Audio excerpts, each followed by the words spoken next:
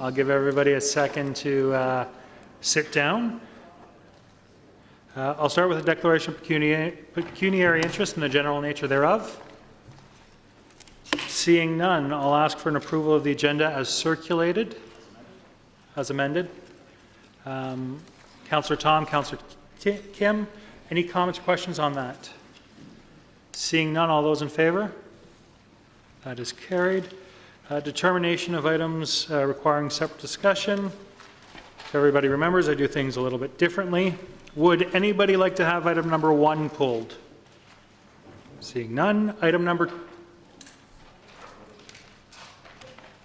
All right. Item number 2? No. Item number 3? Councillor Gartner. Item number 4? Item number 5? Seeing none. Item number 6? No. Item number 7? Yes. Item number 8?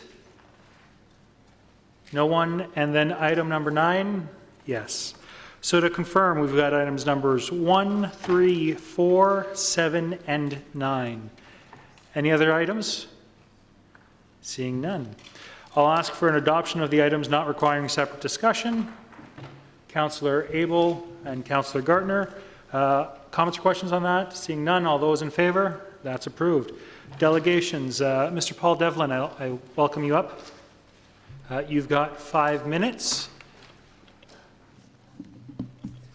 Thank you, Mr. Peary and members of Council, for providing me this opportunity to speak this evening. I'm here to request that Council review the ice allocation policy with a specific intent to ensure that adult hockey not be displaced from their long-standing ice times. With me this evening are Braden Goodfellow and Mark McCartney. They represent other adult ice users in town. I've been a citizen of Aurora since 1982 and have raised my 4 children here. My family has been extensively involved in swimming, soccer, tennis, and hockey through various programs, and I have to say that our recreational needs have been met without question.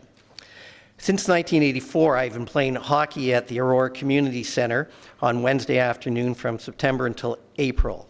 Originally, our start time was 4:30 p.m., but a number of years ago, Judy Sharon informed us that we had to move to 4 o'clock because the Aurora Tigers Junior A team needed more ice time. Most of our players were able to make that change.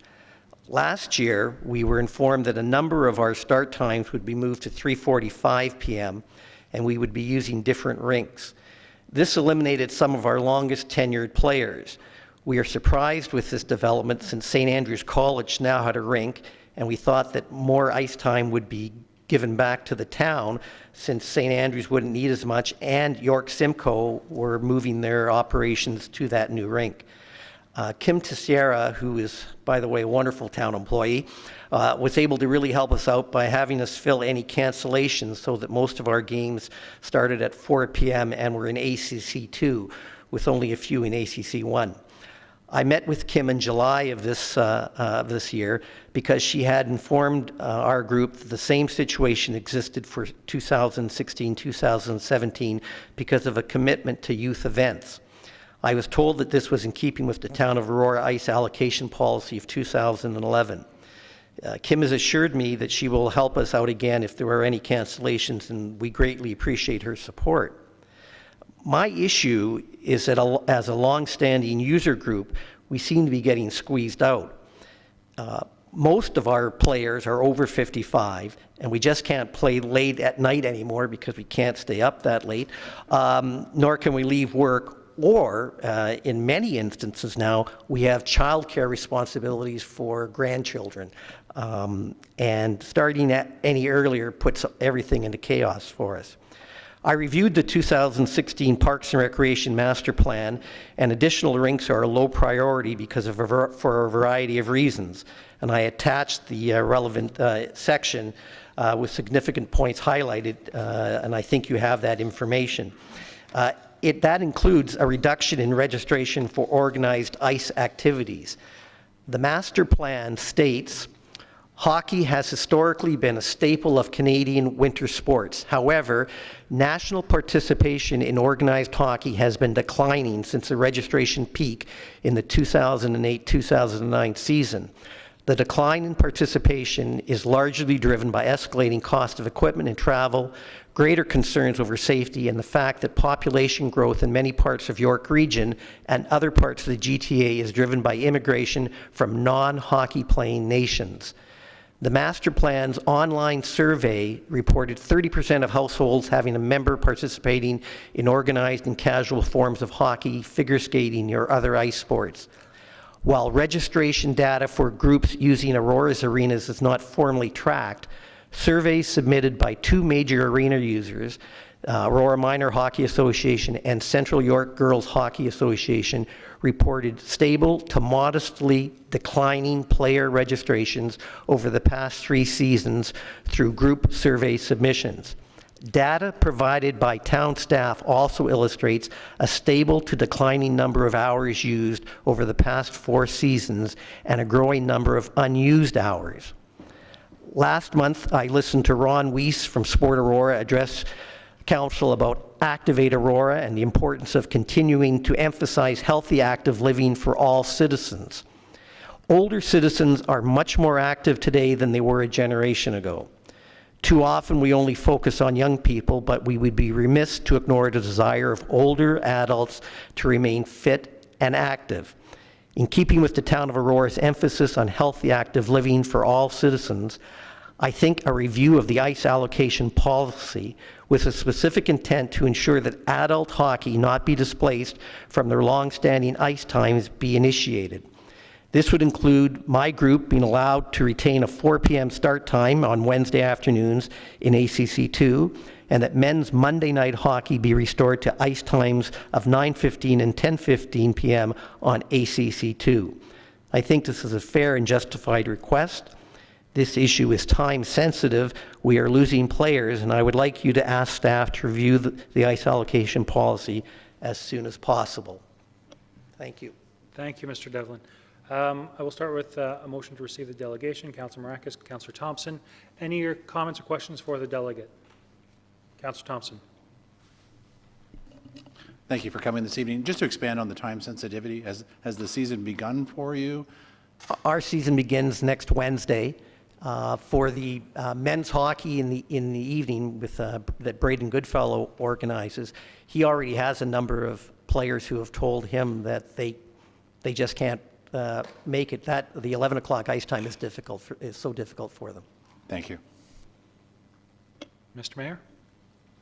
Thank you, Mr. Chair. Mr. Devlin, I don't really understand this concept of getting too old and needing your beauty sleep. Well, maybe not for you. You're a good-looking guy.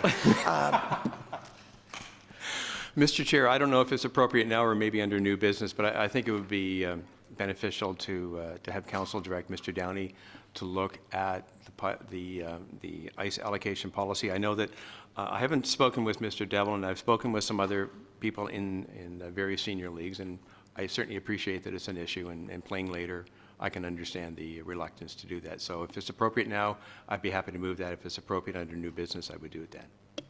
Thank you, Mr. Mayor. We've got a motion to receive the delegation right now, but I've made a note of it for new business to make sure that we put a motion forward at that time. Councillor Abel. Thank you, Mr. Chair, and thank you very much, Mr. Devlin. I have participated in hockey for several years. I have stopped. My doctor advised me to keep playing. It's a great way to keep fit. Just an idea of your members in your league. Are they from Aurora, the area, or?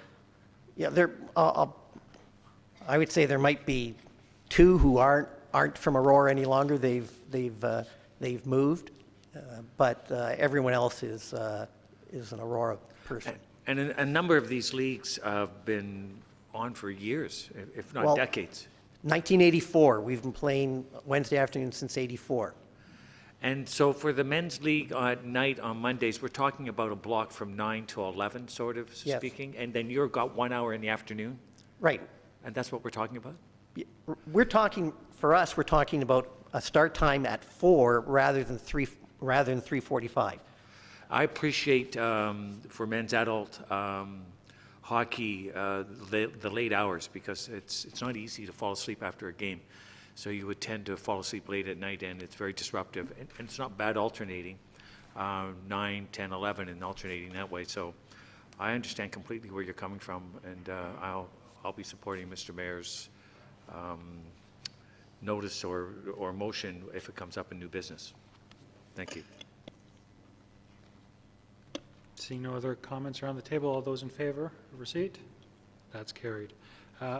Delegation B, we've got Jim Thompson. Thank you. Thank you, Council, for seeing Jim, me. I'll just remind you, you've got 5 minutes. Yeah. Do you think you'll need extra time? No. Perfect, thank you. My wife and I, Rita, brought the Aurora Tigers Junior A team last July, and understanding what we were purchasing, you don't make, money at Junior A hockey. It's a business that's very tough to run. We knew that going in. And what we wanted to do is make the community more involved, which we feel we've made a big dent in that last year. The previous owners, Benny Sosha and Enrico Lisi, had an operating loss of in excess of $1 million over the period of time that they owned the team, to give you an idea of how hard it is. So we went out in the community in a big way with our players. I'm not going to go over all this. You guys have this, I believe.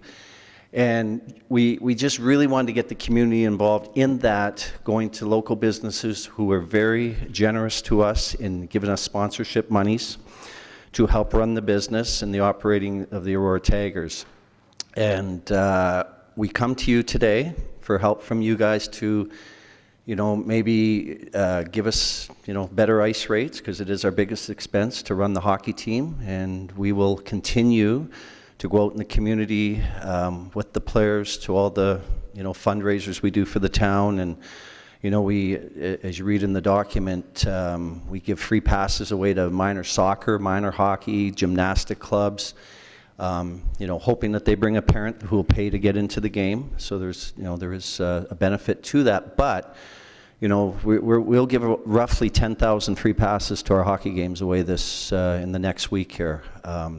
So we're giving back in the fact that we want it to work. We want the team to be a success on the ice and off the ice. And like I said, the history of the Aurora Tigers and the, OJHL, it's a business that's very hard to run.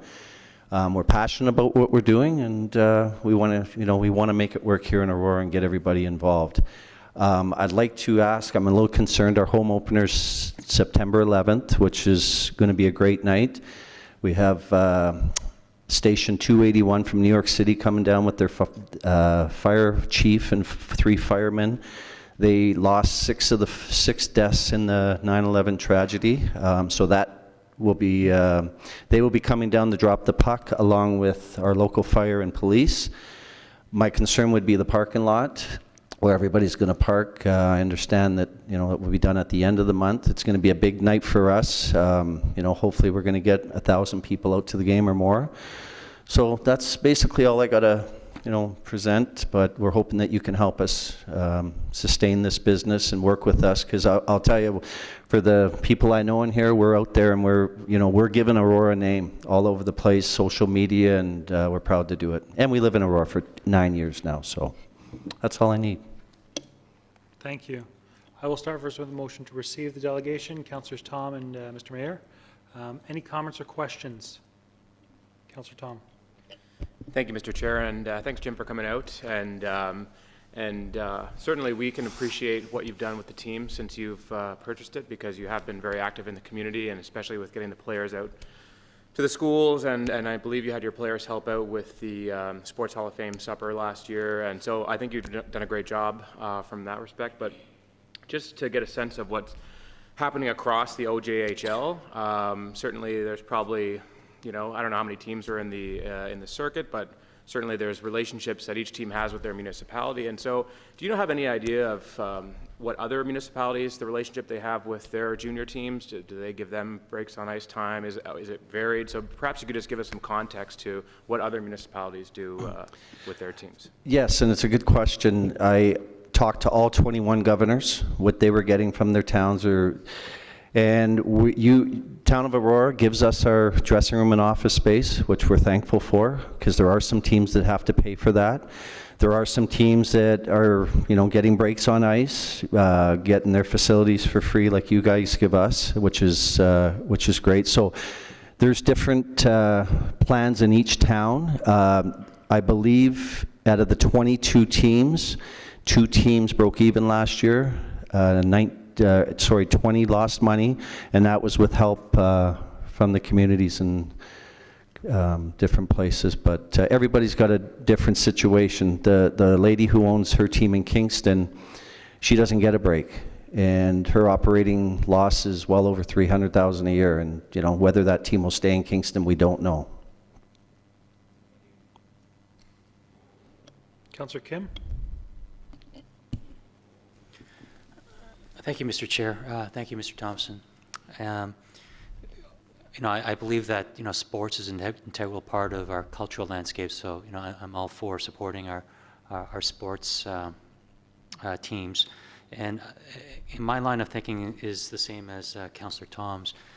Has there been any study done externally through the leagues? I'm not sure if they've ever hired any consultants or internal studies as to why those 2 teams were profitable and the others were not. I know you said that everyone had a different circumstance, but were there general trends or key identifiers that was able to be surfaced? Yes. One of the towns is Trenton, and they get, if you go to Trenton to a game, they fill they get, I think, an average of 800 people. Right now we were averaging 200 before my wife and I bought it, and we raised the attendance by 100, which was big for us. So we're up to average of 300. Moving from Friday to Sunday nights, we're hoping that we'll get up around the 500 average. But when we talk about Trenton, if you go into the arena, the whole community's there. The boards are sold out with advertising. They get breaks from the town, obviously, and they're one of the teams that's very successful in our league.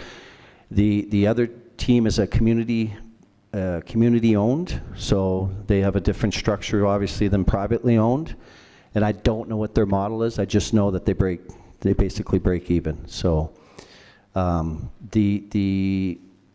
in our governor's meeting, it's very simple. You have to work it. And if you think you're going to make money just, putting a team on the ice. This team 2 years ago, but the year before I bought it, was 3rd in Canada. They only lost 7 games. And, they had a operating loss over $300,000. And you can put a winning product on the ice, but if you don't work it in the community, it's not going to work. So my answer would be, like my wife and I are doing and my staff, get out and work it and get the community involved. Our players go out, volunteer their time for all minor hockey practices. So we put it on the website. They go out in their equipment and their jerseys, and they don't stand there. They run the practice. They take the whistle. We have a program for them. And as I was telling the team today, I got my coaches with me. It's amazing when you go to the shopping centers and different places that the kids all know the players because they're on the ice with them. So this, traction, if you will, we're 1 year we've gained a lot of traction, and it'll be better this year. So the players are out there. I hope I answered your question. Yes, you did. And a couple of more questions. Do you know when the last time the Tigers were in the black? Sorry? Do you know when the last time the Tigers were in the black or were profitable? Oh gosh, I don't know. I knew the owner that we bought it off of. His son played for the Tigers.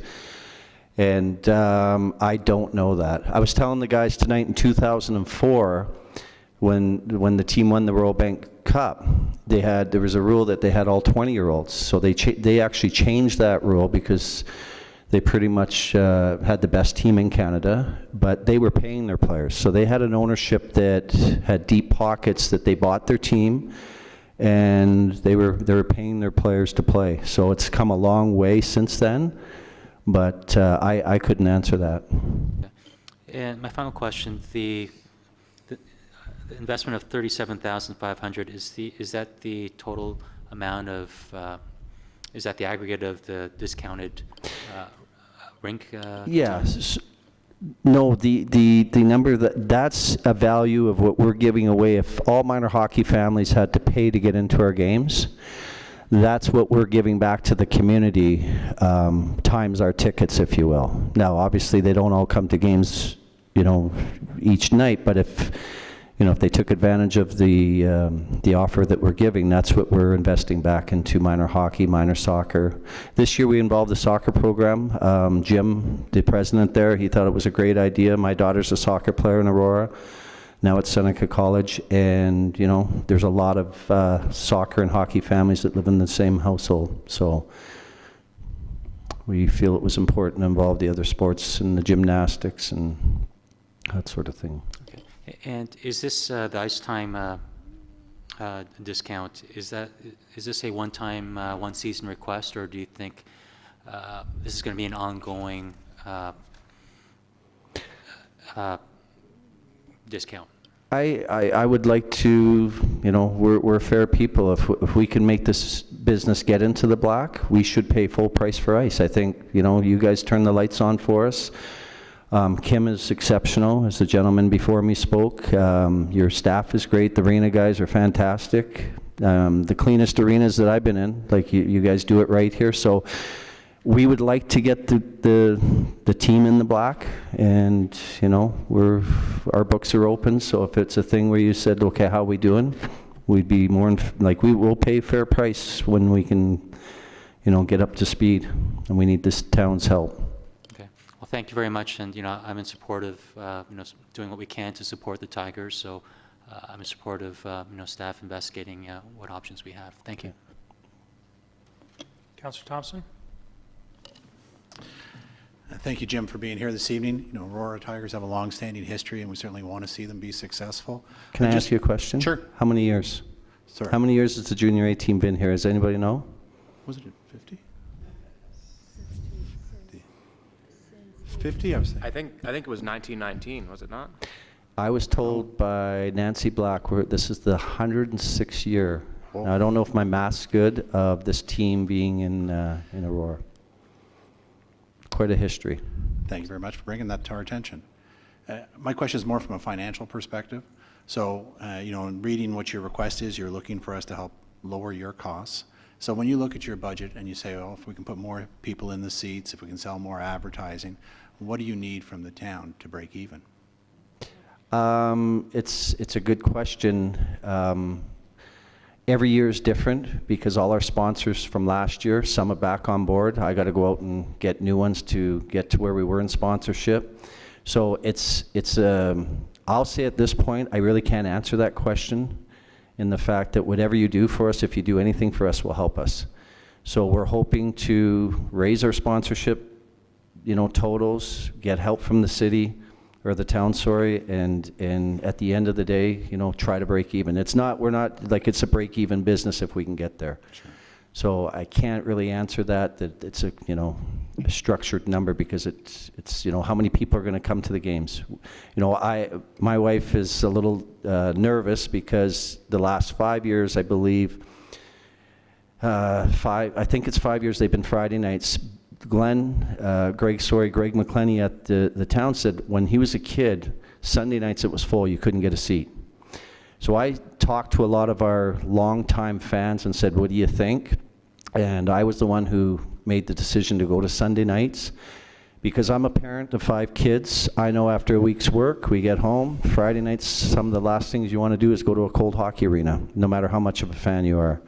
I do also know on Sundays, I'm walking in circles thinking about what I want to do. So in the package, you know, we partner up with some of the local restaurants where we're calling it Mother's Day every Sunday, where mom doesn't cook, take her out for dinner, and then we'll have a special 10% off, 15% off from local restaurants, and then come to the hockey game. So we're kind of working 2 things in there at once. But, you know, if we can get the fans up, you know, get help from all over the place, we feel that we can make it work, and we're on our way. We believe me, we knocked a big dent out of that debt last year.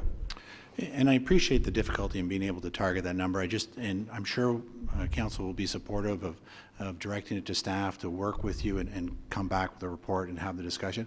I think just for us, I mean, it's one thing to say lower our ice costs, but as a council, we always have to make that decision, and usually there's a budgetary figure associated with it. So it does help to have some context. So Yeah. perhaps in your discussions with staff, you can identify that number. It makes it a little easier for us when we have a conversation around the table about what's the appropriate amount. And Okay, leave it at that. I could probably answer that just from, renting ice year-round. If we were to get a price of, $125 across the board, because your hours in the day, which we book a lot of off time, I believe is 119, and then our game nights, which will be Sunday night now, I don't have it in front of me, but Al would probably know that, is, upwards of two something. So if we had a flat rate for every hour, $125 plus HST would probably, work for us. Great, I appreciate that. Thank you. You're welcome. Councillor Abel? Thank you very much. We were, Jim, we were sent a memo, and so we have some sort of figures in front of us, and you're paying $195 per hour for your prime time. We're comparing it, we have before us what minor league is, and there's a bit less there. My point is I think we can work with you, and I'm not sure, Mr. Chair, if we would recommend that a dialogue start with the CAO and the committee, Parks and Rec Committee, to open your books, show people a game plan, and that maybe we could get back something fairly quick. Simple, may not be exactly what you want, but it would lead something in the right direction. I think it's also important that the town is recognized as supporting you and trying to see that this works. So in a 1 or 2 year effort to try and roll you back into, and I know you, if you make success, and I know you have, you're very determined and ambitious, you will see that, we should be able there to help the legacy continue. Any dollar amount in a budget is always considered important to us, but I'm looking at the numbers. They're not huge, but it could make a difference to your operation, and it would be a sign of us getting behind. So I'm looking, and I don't know, Mr. Chair, if we'll do that in new business as well, to recommend that we get something moving quickly and get back to us, because the season is upon us, and so that the town and council can have an opportunity to show some support for the Aurora Tigers. Councillor Maracus? Thank you, Mr. Chair. Jim, thanks for coming. I'm going to be very brief. I think, you've done an excellent job, and as you said, I've noticed since you've bought the team that you're working it, as you said, and you're going around the town, you're promoting the town, you're going out there, and I think it's great, and as has been mentioned, I do realize how determined you are, and you've had a successful career, and I know that, I have no doubt in my mind that you will make the Tigers a big success, and I think anything that we can do to bring that little bit of help to bring it there, I think we're all for that. So I'm looking forward to, I think, under new business for us to possibly discuss this as we will the ice time for the adults, and we'll go from there, and hopefully we can figure that all out, and we can work together and promote the Tigers and promote the town. So thank you very much. Thank you. Thank you. I think that's everybody around the table. So I'll ask for I'll call the question then. All those in favor of receiving delegation? That's carried, and we will deal with this under new business as well. Thank you very much. Thank you, sir. Item number 6 is presentations by the committee, the advisory committee chairs. I don't see any of those tonight. So we'll move on to items requiring separate discussion. I have seen people here for item number 7. Are there any other items that individuals are here to hear? Item number 4, anything else? All right, so I will ask that we move forward with items number 7 and then 4, and then items 1, 2, 3, 7, or 1, 2, 3, and 9. I'll ask for motion. Councillor Maracus, Councillor Thompson. All those in favor? That is carried. So we will start with item number 7. Could I please have a motion for the staff recommendation? Mr. Mayor, moved, seconded by Councillor Kim. Any comments or questions on this item? Councillor Tom. Thank you, Mr. Chair. My question is for Mr. Ramuno. Mr. Ramuno, in the report it talks about how this application will have to go, some aspects of it will have to go to the Committee of Adjustment for a minor variance. And my question is, why would it not go to the Committee of Adjustment before coming to council? Through you, Mr. Chair, it's been my practice to bring the site plan applications first to in front of council. Our Committee of Adjustment members, they do have a comfort level prior to hearing these type of applications, knowing that staff has completed their review and council has dealt with the site plan from an overall design perspective.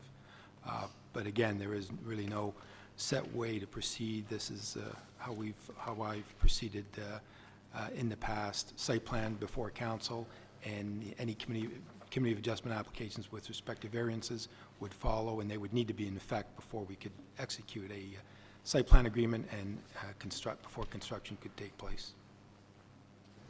Thank you. And a follow-up, and Mr. Amuno, just for clarification, if a application for amount of variance is denied by the Committee of Adjustment, where does the appeal process go from there? Through you, Mr. Chair, if there's a denial by the Committee of Adjustment, the applicant has the right then to appeal that variance application to the Ontario Municipal Board, and that would have to be settled prior to proceeding with the actual development. Thanks. That's it for now. Councillor Thompson? Thank you, Mr. Chair. Through to Mr. Ramuno. Mr. Ramuno, one of the challenges that I've had, and I appreciate you providing us with an illustration of what it's looking, is the height of the proposed structure. And I know some of the residents have the same concerns. They've written about it, and some are here this evening.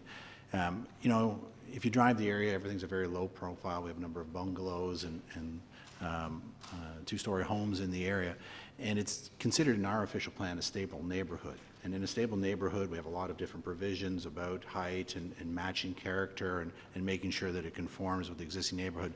But yet, this property is zoned institutional according to the report, and unless I'm reading it wrong, it can go up to 8 stories. So, you know, what can we do to ensure that if this were to go forward, that perhaps the height or some of the other characteristics could change to better reflect the neighborhood, if anything?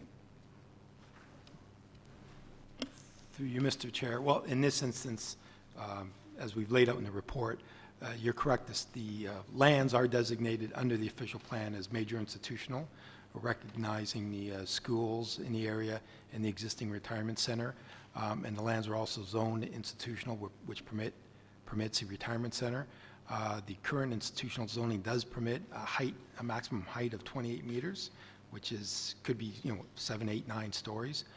When the applicant did come into staff, I mean, we worked closely with the applicant, and the applicant was agreeable to ensuring that there'd be a proper transition between the existing 2-story structure, it varies from 1 to 2, and the transition to the 4 stories. So the existing height of the height of the existing building to the peak pitched roof is approximately 8.5 meters, and the height of the proposed 4-story addition is about 12.8. So there is really, and it's predominantly a flat roof. There are some dormers, so they've worked hard to ensure that there's a transition from the existing to the 4 stories. And of course, we did work with them with respect to ensuring that there'd be a proper transition and compatible development, and hopefully that's illustrated in the colored rendering in front of council.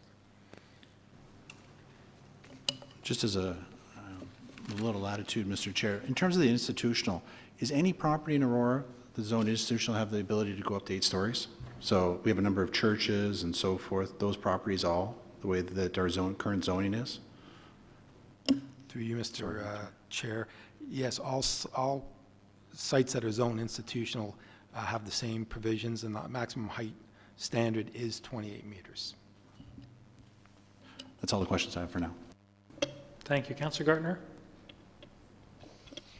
Thank you, Mr. Chair. When I first saw this site plan, I have to admit that I was pretty shocked, just because I was thinking if I was a resident in this neighborhood and this was going to be abutting my property, I would be pretty upset. So following on what Councillor Thompson said, I don't believe that this development complies with the intent of a stable neighborhood policy that's in our official plan. So again, through you to Mr. Mino. Mr. Mino, is there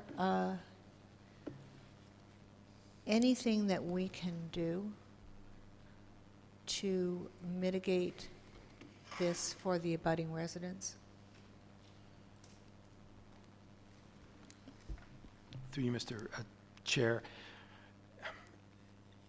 as I've laid out in the report, I believe it, conforms to the OP and zoning bylaw, and from a compatibility and massing standpoint, we've worked hard with the applicant to ensure that transition we spoke to. And there are a couple other mitigating factors that we dealt with, was the where the new driveway extends south from Seaton. There is a variance required to reduce the landscape buffer from 1.5 meters to 1.1. But what we've had the applicant do is to install a 6-foot privacy fence along the northern and western perimeter where it abuts the existing residential. So, they have worked closely with staff to ensure that they've tried to address all the issues that we have raised as part of our review of the application. Thank you. And that particular property you're talking about is going to have it's on our diagram as a service truck road. So this neighbor with a decreased buffer and a fence that won't absorb any noise is going to have a truck road next to their property. They're going to have 4 stories behind their property, and according to the site plan, the garbage receptacle is pretty much going behind their property. And there's nothing we can, I don't accept that there's nothing we can do about that. What would happen if this council felt that a 2-story development was appropriate for this neighborhood? Through you to Mr. Muno. Through you, Mr. Chair, I guess we'd have to have a discussion with the applicant. They've been at this since, I think the application came in early May. They do have rights to appeal a site plan application to the board, but again, I haven't had that discussion with them with respect to, I do know that they're very anxious. There is a need for the additional suites in town, and they are anxious to proceed to construction. They've added, from 52 suites, they've added 78 suites. So there is a significant demand, so they are anxious to proceed. Thank you. And we have just approved a massive retirement home of this type on South Yonge Street. And in fact, from what I can tell, all of our establishments of this type are all on the Yonge Street strip.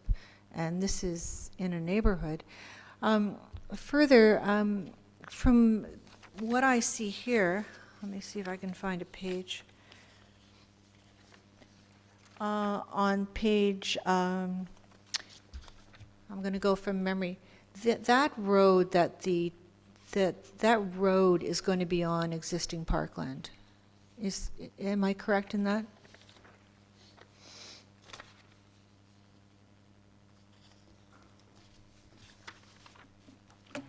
Through you, Mr. Chair, if I can refer, I think, Councilor Gardner, you may be referring to Figure 2 is the official plan map. Yes, thank you. Page 12.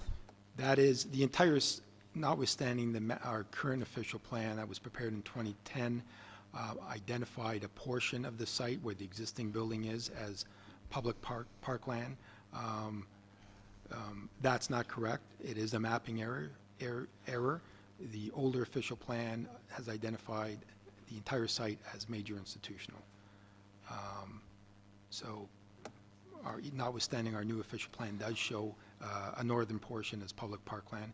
It is all within the ownership of, it's approximately 2-acre site in the ownership of Fieldgate Properties, and is all designated and zoned as institutional. Thank you. Follow-up. So when we review our official plan, we can't change land use designations? Through you, Mr. Chair, not in this instance, because our records show that there are no environmental features, and it is institutional. Thank you. I also have issues of shadowing, the four-story shadowing the residents, the massing that's behind them, and also a concern about reducing the parking requirements, which I think is about by 25%. This area is not served by major transit. It's served by the York Region bus that does a loop every hour. And in a retirement home, there are people who still drive. So there is a need for parking spaces for the residents. And by decreasing the parking that we're requiring, the overflow parking is going to go onto Murray, and Murray is a pretty busy road, and if the golf course gets developed, it's going to be a really busy road. So that leaves the overflow parking potentially for Seton. And I don't think the residents of Seton are going to like that, and I think they're going to be back, as many residents have when we decrease parking standards, complaining to council. Councilor Maracus? Thank you, Mr. Chair. Through you to Mr. Ramuno. Mr. Ramuno, I'm noticing on the drawing here on page, sorry, let me just get which page that is. On page 17, where the truck access is, are the mailboxes right on the corner there?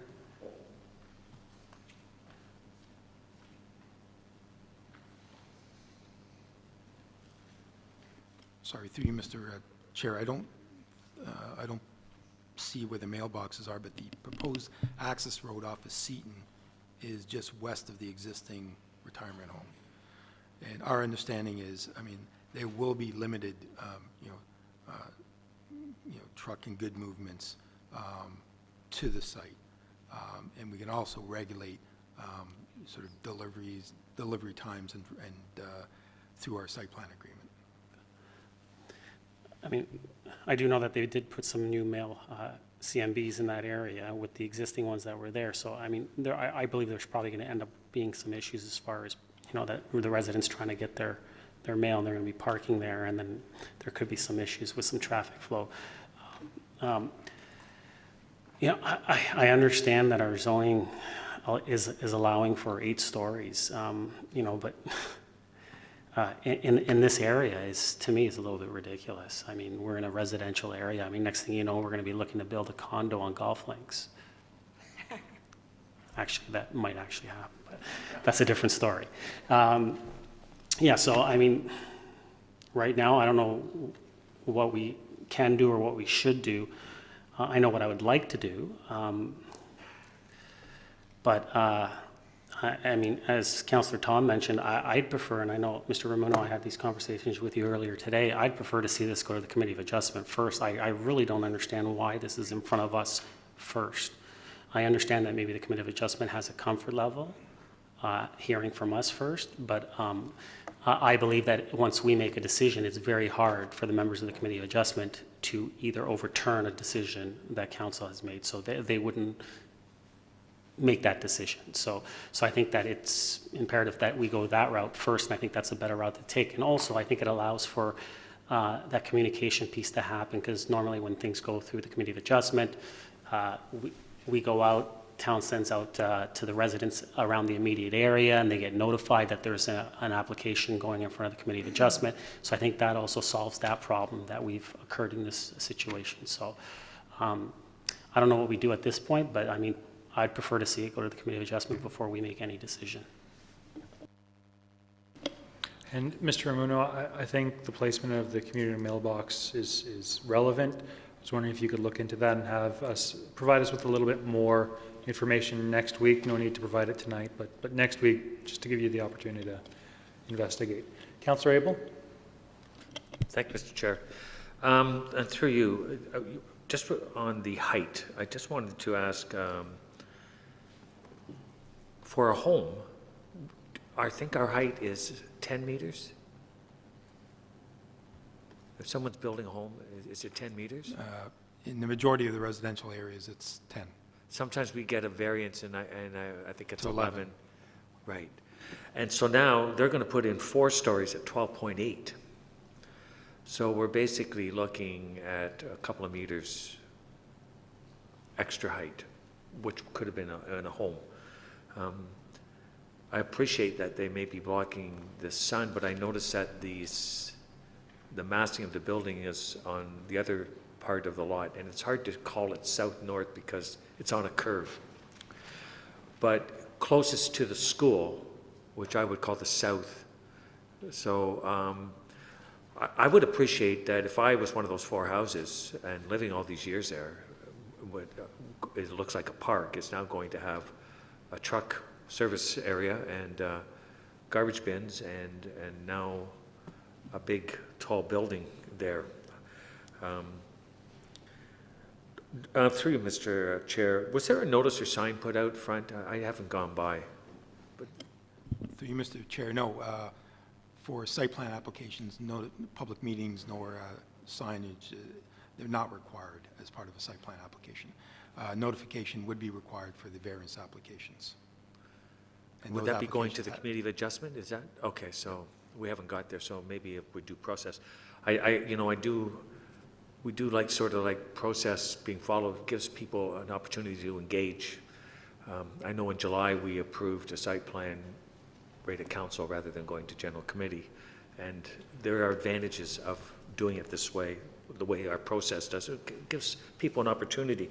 I've only received 1 email, and I think that was through the efforts of a councillor going around and letting people know. So that's our job, is to find out what's going on. So that's a comment I would support, that we need some more time, and I would like to see us always follow the process. And as far as fire goes, and this is beyond, but because I'm on the JCC for Central York Fire, this would have sprinkler systems put in, which is normal for seniors. Through you, Mr. Chairman, yes, as part of the building permit reviewed under the building code, it would have to comply with all those aspects of the building code. And our fire department has already signed off on the fire route access. On the route access, yeah. There was And no the building comment would in the have to report comply on with that, but I was actually getting a little ahead of myself. But I see our Tasia is nodding, and under the bylaws, that is a norm now. All right, that's good. Those are my questions. Thank you, Mr. Chair. Thank you, Councillor Bill. Mayor Daw? Thank you, Mr. Chair. It's loud tonight. I'm in favor of this coming to council first because, as a number of councillors here have pointed out, we should have the first voice in the decisions that happen in our town. But I do have a question, Mr. Chair, through you to Mr. Ramuno. Mr. Ramuno, my understanding is that once the town receives a site plan application, we have 30 days to act on it. Is that correct? Through you, Mr. Chair, yes, that's correct. Under the Planning Act, site plan applications, council has 30 days to render a decision on site plan applications. And again, through you, Mr. Chair, Mr. Ramuno, could you let us know when this application came in? Through you, Mr. Chair, the application was received May 20th of 2016, so it's approaching 4 months. So if I understand incorrectly, the applicant could conceivably take this to the board at any time? Through you, Mr. Chair, that's correct. So perhaps through you, Mr. Chair, to the CAO, is there a better way that we can look at how we would handle site plan applications? This is obviously outside the public planning process. It's not called for in the Public Planning Act, but I think that there is probably a better way that we can handle it. I believe, and the clerk can help me with this, I believe that the town of Newmarket actually has a site plan committee that would look at things like this and have, I believe it sits as the entire council, but it is a committee to council. And perhaps we could look at doing something like that that would give us a bit more visibility and allow us to get more information from the public when it comes in. And just perhaps as a request to the CAO to look into this and see how we might be able to come up with a better way of handling these things. We obviously need to handle it a little bit more effectively and a little more efficiently. Thank you, Mr. Chair. I've just confirmed with the CAO. He will look into that, so. If anybody hasn't spoken for the first time, all right, I've got Councilor Marakis. Thank you, Mr. Chair. Through you to Mr. Ramuno. Mr. Ramuno, would this be the type of application that would go to the design review panel first? Through you, Mr. Chair, it could be. I mean, I think the intent there was to start with a lot of the heritage applications, but this is certainly, not that we have that many heritage permit applications, but all site plans would be candidates to have those vetted through the design review panel. That's great. So I guess my suggestion is that we've already come up with a streamlined process that we looked into in developing that design review panel, and I think that's probably the way, most of us thought that that's how it would work, is that stuff like this would go to them, they would look at it, and then their their suggestions and their thoughts would come to us, and we would be able to make that decision. So I think that we have developed that. So I think maybe if we, through you to Mr. Ramuno, do you know when the design review panel will be up and running? Through you, Mr. Chair, we are reaching out to those applicants, and we're hoping to have an update report for council later September, early October. Okay, thank you. And then I guess I'm just curious too, if this application came in May 20th, why are we just seeing it in September as a council? I don't know if anyone can answer that for me. Through you, Mr. Chair, just to further clarify, I mean, whenever we receive an application, we do put all those planning applications on our website, so they're available, and we do report to council on a quarterly basis with respect to our planning application status list. But it does take us some time to actually review an application, get those comments back before we have a report complete and ready for council. Thank you. Maybe it would have helped if we had a couple extra meetings in the summer. We could have maybe fit this in. I'll just throw that in there. Councilor Gartner? Thank you, Mr. Chair. And however this turns out, from what Mr. Ramuno has said, so through you, Mr. Chair, to Mr. Ramuno, can we also put in the site plan the hours for delivery plus snow removal plus garbage removal and placement of the garbage container? Is that Through you, possible? Mr. Chair, yes, we've done that. It's something that we typically do. Thank you. Well, I think it is respectful to inform residents of any construction or development that's going to happen in their neighborhood, and I'll be bringing a notice of motion for it to suggest that. But at the end of the day, to me, this is not acceptable. A 2-story addition would be acceptable. A 4-story addition is not acceptable. Any other comments around the table? Councilor Kim? Thank you, Mr. Chair. It's one of these situations where, unfortunately, a zoning category is so broad that the height limit is so high, and I don't think the spirit of the zoning is such that it was that wherever it's put in, that the builder doesn't consider the the conformity to the existing area around it. Through you, Mr. Chair, to Mr. Ramuno, forgive me if it was asked already, but was there any? Do you believe that the builder has some flexibility in the number of floors? Through Mr. Chair, I don't believe so.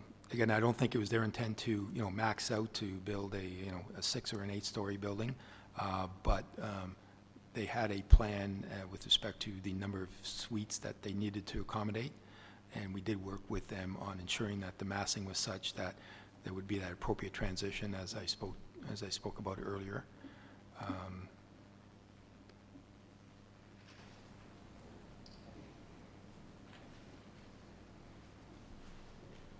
Seeing no other comments or questions on the matter, I will call the question. All those in favor? All those opposed?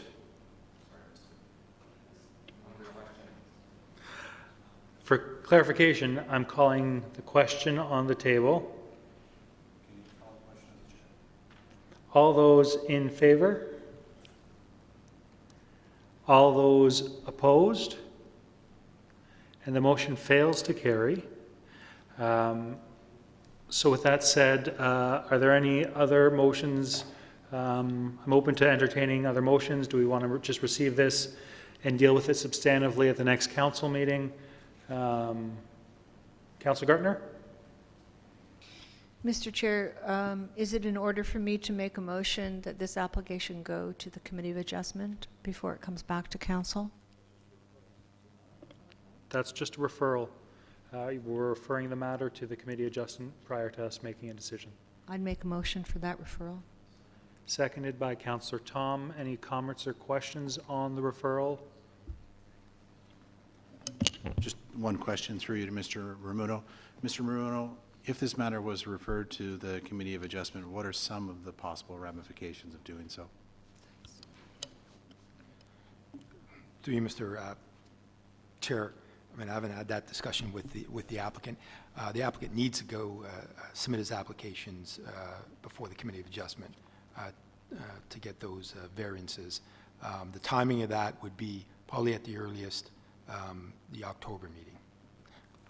So he may be willing to, come back to council following the Committee of Adjustment's decision on the variance applications. Just to clarify, what would be before the Committee of Adjustment is not the principle of use or development, is really just those 3 variances that are needed, one for the reduction in parking, one for slight reduction in the aisle area, width, and the third one is the reduction in the landscape buffer. Thank you. The only reason I'd be in support of doing that change is because I've heard from a number of residents that they were completely unaware of it, and it just gives an opportunity for them to be informed. And I think, we're essentially delaying it 30 days. Hopefully the developer understands, and I'll be in favor. Based on the comments I heard prior in the previous discussion, I feel comfortable calling the vote at this point in time. So all those in favor of the referral? All those opposed? And that is carried. On to item number 4. Could I please have a motion for the staff for Councillor Thompson, Councillor Tom? Any comments or questions? Councillor Thompson. Just a couple minor points. I think that it's pretty self-explanatory that it's necessary for them to pursue the grant, but we do know that we've had some challenges with parking on Matchell, and there's some concerns that when Treasure Hill develops their site, that there might be some overflow onto Matchell as well. I think I just wanted to make a comment that, is there a possibility to share this parking lot with Hillary House, or at least some sort of proportion, so that maybe there's some town parking available for some overflow? Or I do know we've had conversations in the past, there are some residents on Matchell that have no driveway, and currently they park on the street in the winter as well. So I just wanted to make that comment so that it's in the back of staff's mind, that they give some thought to it while they're having those conversations. There may be some value to it. My second question is, what do we currently use that space for today? For what are we storing there? Through you to Mr. Downey, sorry. Through you, Mr. Chair, we store all our picnic tables presently there for the winter. We use it for garbage, all the trash we picked up at the centers and in the parks, as well as the debris we take to that site. And we have some tree storage there as well, street trees that are felled. We move the logs to that site. So it's presently, it's a storage site or processing site for us at this time. And just to be clear, through you to Mr. Downey, is the long-term plan to move all that to the operations center that we just finished? That, through you, Mr. Chair, that was the plan. We plan on moving everything out there once the Joint Operations Center can accommodate the activities that take place presently at Machel. Thank you, Mr. Mayor. Thank you, and through you, if I may, to Councillor Thompson, that's a great idea, and I'm glad you brought that up with respect to offering some parking capability. I remember, though, having discussions with the, this goes back probably 2 years, with the Conservation Authority, with opening up the back part of the Hillary, actually on the Hillary House property, as opposed to the old Parks Yard, in terms of parking for day parking at the Conservation, at Hillary House, but the Conservation Authority wouldn't allow overnight parking because it's floodplain. So I think keeping that in mind as we move forward, and if the Conservation Authority was supported, then I would certainly encourage council to support it, and there may be some ways to work that in. And also, I presume that we would, as we do here, for instance, you can get a parking permit to park here, so that it's not an expensive charge, but there is a charge for parking. So I just, perhaps for Mr. Nader-Ross, need to keep that in mind as we move forward on the discussions. Thank you. Thank you, Mr. Mayor. I will remind you, all your comments through the chair, it's actually out of order to be talking directly to another member of council. You're not technically in this position often, so I thought I'd call you on it. Councillor Tom. Thank you, Mr. Chair. And my question is just, I actually, I was working with Bill Albino and Al Downey on this to try and bring something to a head for this, because Hillary House has been looking for some parking, and we've been vacating, or will be vacating potentially this area of land. But my question is for Al Downey, through you, Mr. Chair, is that the rendering that we have on page 10, I know that the kind of the precipitous nature of this is because the grant application has to be made by a certain time. Does this reflect the entire piece of property, this rendering, or is this just a portion that is closest to the Hillary House property, and that there's an additional portion of land that is still technically would be used for storage and all that kind of stuff? Through Mr. Chair, no, it doesn't represent all the land that we have at Machel. It was a rendering that was completed with staff and Mr. Albino himself. So this was to ensure that we got clearly what the desire of the Hillary House Committee wanted, and but it does not represent all our land holdings. Thank you, and I appreciate that. And so I think it's a great idea. I think Hillary House could absolutely benefit from more parking. I mean, we all have been to Hillary House, and it's really tough to get in off Yonge, and I know they've had issues with safety, with school groups, and everything else, so I won't get into that. But also, we do have an opportunity, once we vacate those lands with our parks responsibilities, to perhaps use this land for additional parking for Machel, or additional parking perhaps for Fleury Park, which is pretty much adjacent to this property, and perhaps connecting that trail system up to Yonge Street or something. So there's opportunities here beyond what we're seeing in this rendering for perhaps additional parking for town uses for the people on Machel, because I know that a lot of the residents on Machel, Fleury Park is accessed by Machel. There's an access on Machel, and a lot of people use that access, especially with the parking lot being under construction now. So perhaps this might alleviate some of the people parking on the road to use Fleury Park. They might be able to park there and walk over. So anyhow, I think that should be on our radar as well. So anyhow, looking forward to moving this forward. I've got Councillors Maracus, Abel, Kim, and Gartner. Thank you, Mr. Chair. Yeah, I think it's a great idea. I think, and I think it can solve a lot of problems. I know I spoke with Ms. Van Leeuwen today about the parking situation on Machel and Earn, as a couple of residents have been in constant contact. So I think that's something to definitely look at. And I agree with Councillor Tom as far as looking at added parking for even for the ACC. You could possibly look at added parking.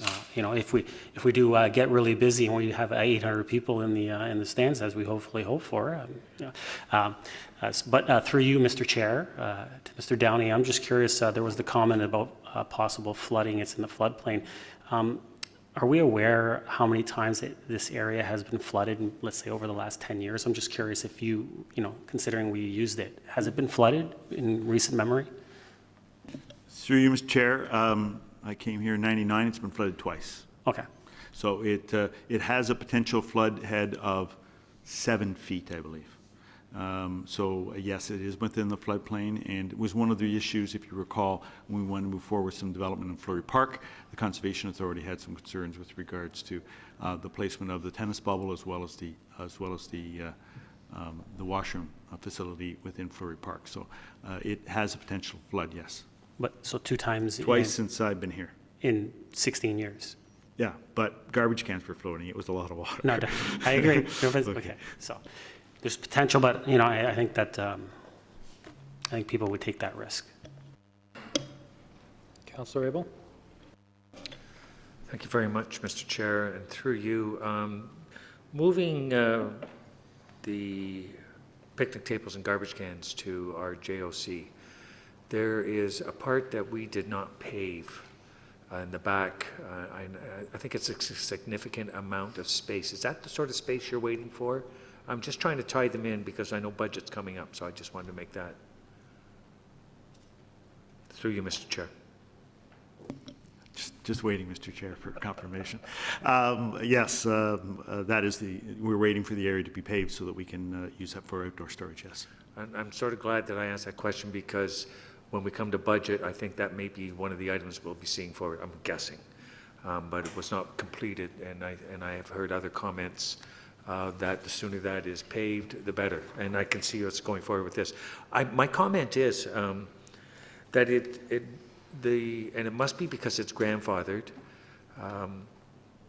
but the conservation is not going to allow cars to be parked there, but yet we've got picnic tables and all kinds of stuff going on there with vehicles, and that is already established there. So I think what we have to do is sort of get the conservation to sort of work with us on this rather than just look at their policy and say no. And I know we have done it, Mr. Mayor, and I am looking at you. With other applications, for example, the Highland condo unit, they're rerouting the river, or the creek, I guess we would call it. So there is ways to work with the conservation on reclaiming lands. Similarly with Tannery Creek, or the Tannery, where we did some remediation there. That's floodplain, but there was work done within that lot to allow less floodplain and a bit of development. So I think if we work with the conservation, perhaps it's just a slight grade elevation, then that could be the permanent parking, and everyone else is daytime only. So those are the sort of things that I think we should encourage as we go forward. But I'm in full support of this. Councillor Kim? Thank you, Mr. Chair. I'm in support of the parking project as well. I find that when it states that, and we've long known that without proper access, safe access, and proper parking, it's hard to really promote an institution that you're trying to bring more visitors to. And I find that we've talked about Aurora and its brand. How are we going to promote tourism, and obviously the Historical Society and other cultural partners are part of that equation. And without really seeing an organization's full potential, it's hard to you feel wondering how good that cultural partner could perform if given all the adequate resources. And I think this is qualify as giving them proper resources to adequately provide the services and the awareness in the community for the Historical Society and Hillary House. Through you, Mr. Chair, to Mr. Downey, in terms of the $150,000 cost, is that a pretty fair assessment? Give or take 5-10%, or is that just a blue sky estimate? You, Mr. Chair, I'd like to call it a blue sky. I mean, we do try to stay as close to, or give you as much information as we can. It's based on some pretty good information, but we don't know what we're going to run into. I mean, we run into some really poor soils and have some real trouble with the base. Until we have enough more information, I wouldn't want to hang my hat on 150,000. But If everything went fine, we feel it's going to be in that ballpark, but we won't know that until we actually do some testing. This is just step one, getting confirmation that council is interested or interested in entering into a lease will then allow the Historical Society to then apply for the grant. If they get the grant, then we can start having some discussions about budget. Thank you, Mr. Downey, and also through you, Mr. Chair, to Mr. Downey. I'm not familiar with the Trillium kind of infrastructure grant. Is there a rough idea as to kind of range as to what we can expect if we do receive the grant? It's in the 10 to 50,000 range, or 50 to 100, or is it really no one knows because this is too new a grant? Through you, Mr. Chair, no, there is no limit. So it's a capital project, and there are no limits on capital projects. So they could theoretically fund all the project or a portion of the project. And until the grant application is actually submitted and we hear back from the Trillium Foundation, we won't be able to tell. But there are several groups that have applied for capital grants for a variety of different things, and there is no limit to what you can ask for from a capital perspective. Thank you. And further, I believe in, I guess in the investment community, we have an acronym called GARP, which is growth at a reasonable price. And I think everything has a risk reward and a price. And I don't feel comfortable with, I do feel comfortable with supporting the project, but without a certain threshold or limitation or restriction, I'm a little bit wary. If I'd like to hear what others have to say, but I think given that we're unsure of the total cost and what the grant would look like, I think perhaps a limit to what our town participation might be, perhaps put a restriction of, we would not commit more than 60% of the project, or something of that nature might be a reasonable request. And on another note, on the report, it's stated that there was a long-term goal of one day connecting Manchell Park to Aurora Heights. Has there been any thought of doing that as a parallel project? Are there some opportunities of scale or efficiencies that could be gained by doing that in parallel?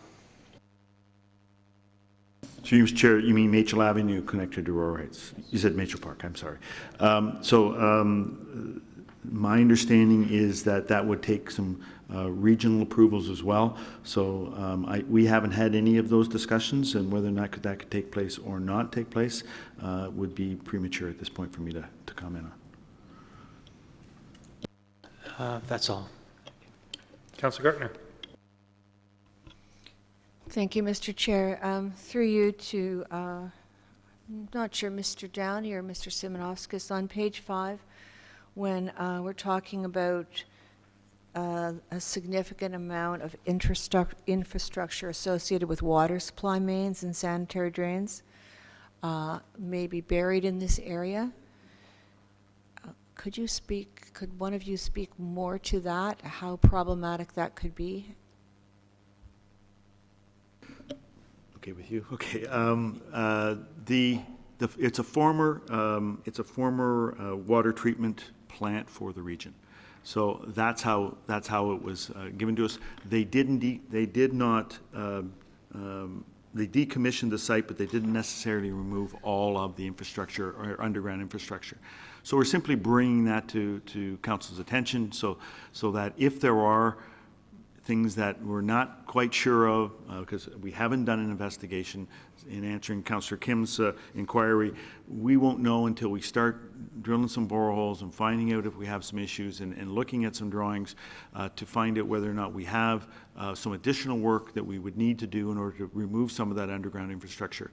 It isn't our intent, but we want to make sure that if it came as a surprise to somebody, that it's found somewhere in a report that it might be there, and we may have to do something about that, and it may have an impact on the budget. But at this point, we are not suspecting that will be an issue. But that's one of the reasons we really can't be sure. One of the reasons we can't be sure what the price is going to be. And the region can't give us any, through you, Mr. Chair, and the region can't give us any further information on what might be there? Through you, Mr. Chair, I'm sure they can, but in the interest of time, because this is time sensitive, this issue, council needs to get approval, or the Historical Society needs council approval on this in order to make a deadline date for the application. So we haven't, as staff, had an opportunity to research this in great detail and provide that opportunity and provide that information to council. So it's not that the region can't, it's just that we haven't had an opportunity to make those inquiries and get all those answers for you. Thank you. Through you, Mr. Chair, to Mr. CAO. What does land lease in principle, what does in principle mean to you? Or should mean, in your opinion, to council?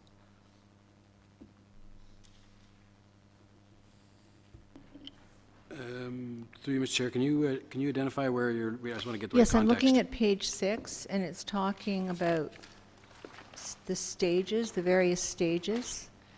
And the first stage is approval of land lease in principle. Thank you. Through you, Mr. Chair. This is basically saying that in principle, the council is approving of entering into a lease agreement. We're not bringing the actual lease. We don't have the terms of the lease figured out because it would be dependent on what we actually built there. So this is simply saying that, yes, conceptually, council is agreeing that they would enter into a long-term lease which would enable the society to make the grant application. Thank you. What would happen if council decided because of the cost or something else that we couldn't follow through on that? Through you, Mr. Chair, I would think the biggest risk would be that you would have to turn down the grant that might be approved. Thank you. You know, of course, we all want the Aurora Historical Society to succeed and to thrive. My problem with this is really the timing, and because of that, I think we're going through a flawed process. I mean, council may agree to do it, but in my opinion, the first thing that should have happened was stage 1 that we just talked about in principle. The second thing is I think we should have communicated with the residents, communicated or consulted with the residents. The third stage should have been to do the conceptual design and find out how much this was going to cost us. And then the fourth stage would be number 2 of the recommendation, that we enter into this lease. So I'm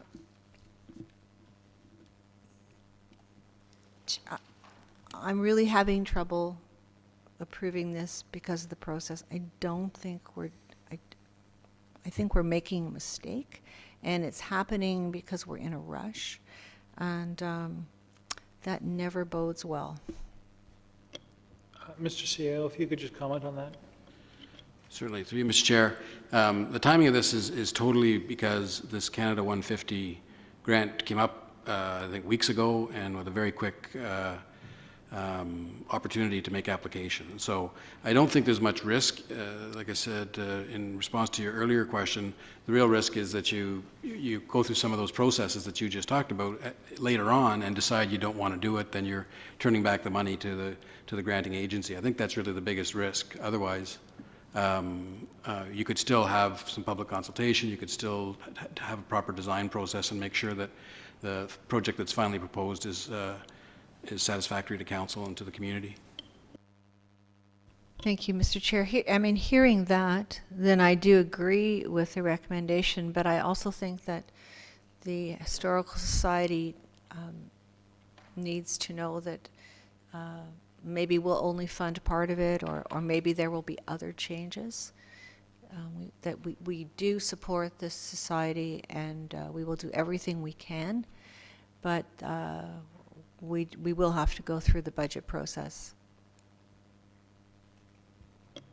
Thank you, Councillor. I will tread lightly with this suggestion.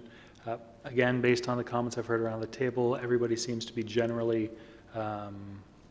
in acceptance of this. I'll look around the table. Is everybody okay with cutting it off around the table once? No, I'm not getting unanimous consent, so I will, based on our procedural bylaw, move forward with our our strategy. Mr. Mayor, the floor is yours. Thank you, Mr. Chair. And I just want to be perfectly clear that Conservation Authority policy, which is provincial policy, is not based on the whim of a couple of residents saying, I'll take the risk to park there. It's based on extensive science and floodplain mapping and modeling. And we, the town, would suffer the consequences of the lawsuits. And anybody who doesn't think that we get a substantial number of lawsuits on a regular basis simply has to speak to the clerk or our legal department. There's very specific reasons those rules are in place. Just want to make that point. Councillor Thompson?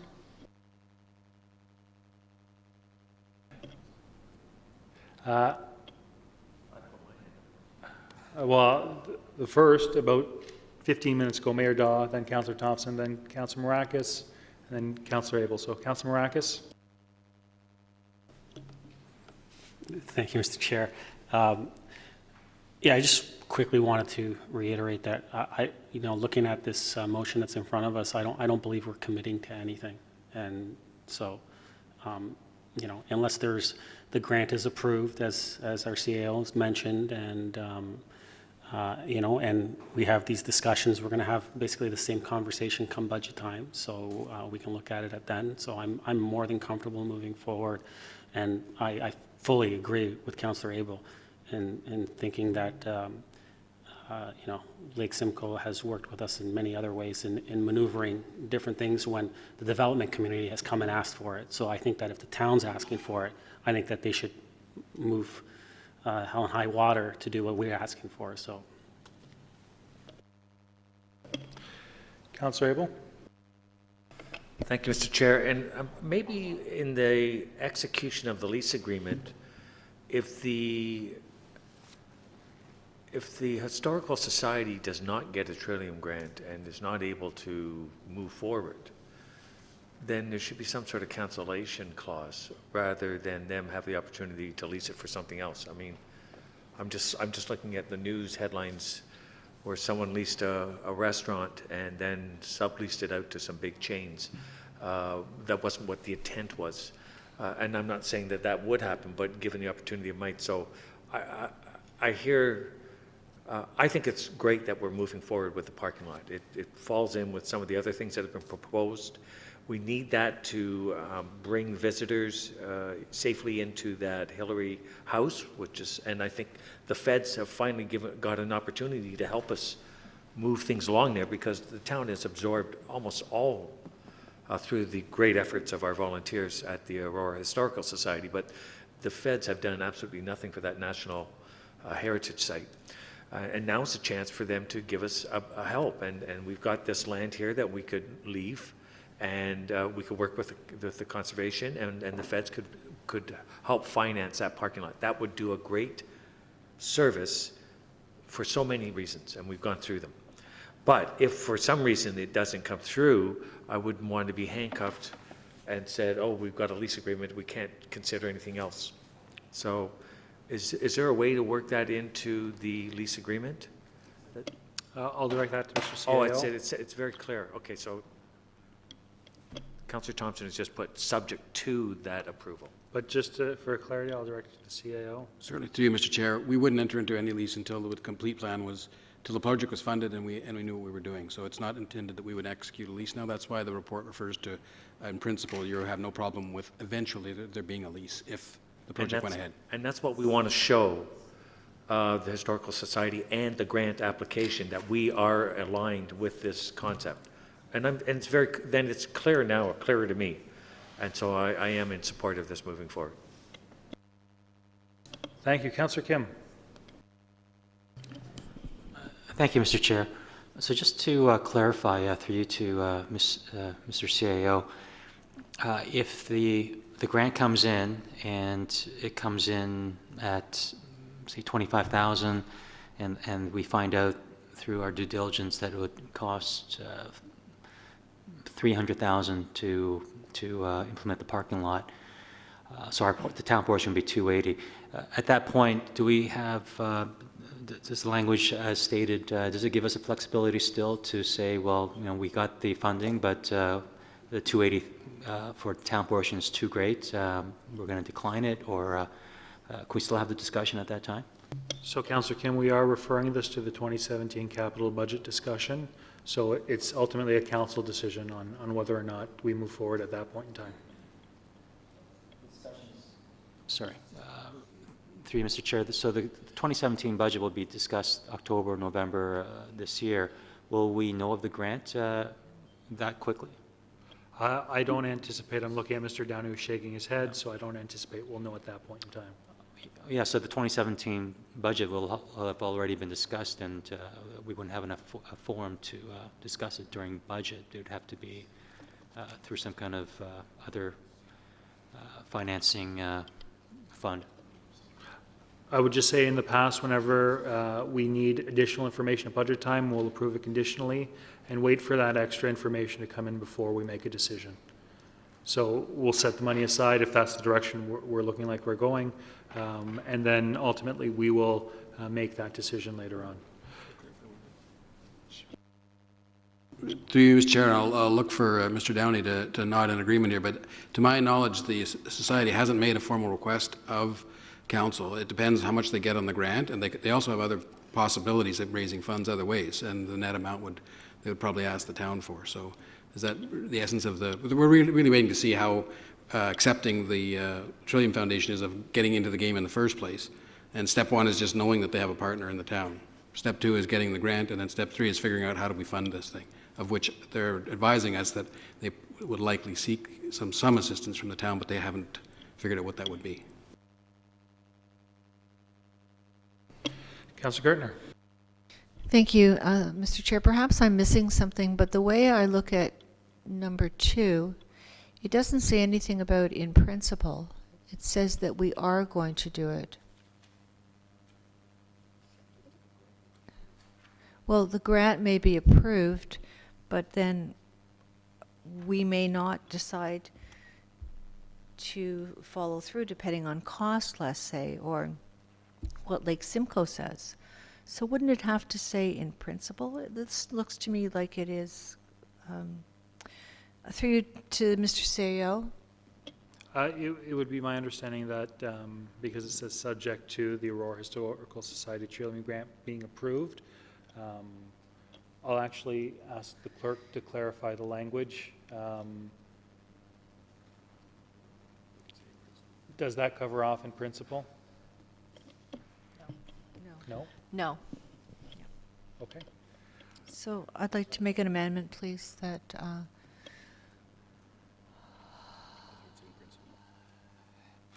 that the mayor and clerk be authorized in principle. Can you authorize in principle to execute a lease?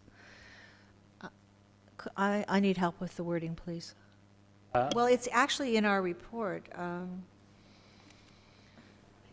It says approval of the land lease in principle.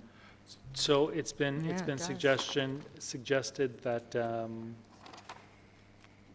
to make this move as smoothly as possible, after the word agreement, we could add the word in principle.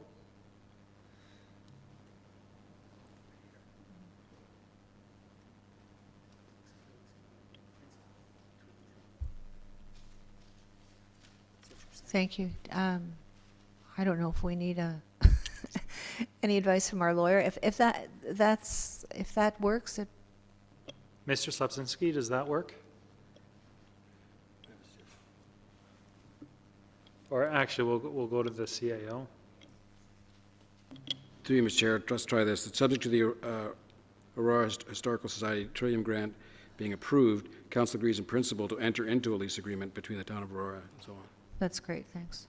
Sounds perfect. I make that motion. You've done this before. Councillor Gardner, that's what you said, right? Perfect. Is there a seconder? Councillor Marakis, any comments or questions on that? Seeing none, all those in favor? That's carried. One opposed. Any other comments or questions on this matter? Seeing none, all those in favor? Any opposed? Seeing none, that's carried. Where are we now? So we are back at item number 1. Could I have a mover for the staff, or would anybody like to move the staff recommendation? Mayor Daw, Councillor Thompson. Any comments or questions on this matter? Wendy pulled it. rental the wood chipper. Yes, I am. Did you want to ask how much wood could a wood chip? Councillor Thompson is being very funny this evening. So,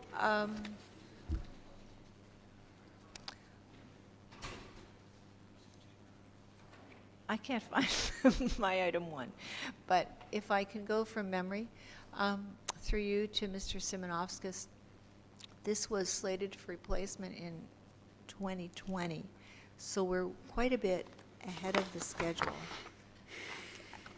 Can you comment on that, please? Certainly through you, Mr. Chair.